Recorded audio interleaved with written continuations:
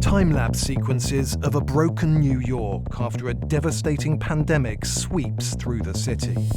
One by one, basic services fail, and in just days, society collapses into chaos. The uplifting setup for Ubisoft's latest release, Tom Clancy's The Division, an online, open-world action RPG or role-playing game. The title has been in development for several years, during which time a large chunk of Manhattan has been recreated, almost like for like.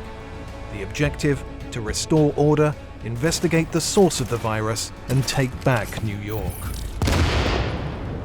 The game is published by Ubisoft, a company which in 2015 released its best financial results ever.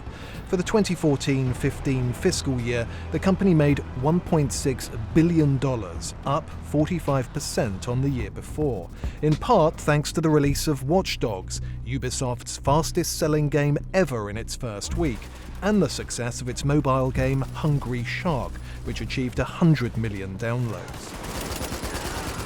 Last month, Ubisoft announced that nearly 6.5 million players took part in beta testing of The Division.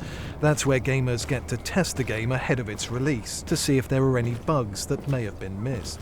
Ubisoft says it was the biggest beta ever for a new IP on current generation platforms, and it seems players didn't just dip in. On average, they spent nearly 5 hours as an activated sleeper agent, and a third of that time was in the PvP, or player versus player environment, called the Dark Zone.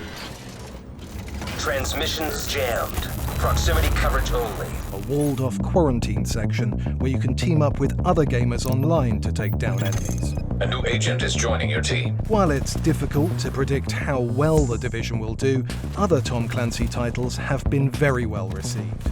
According to figures from Ubisoft, Splinter Cell, Rainbow Six, and Ghost Recon have collectively sold 82 million units. Assassin's Creed still being its biggest-selling franchise at 96 million units sold.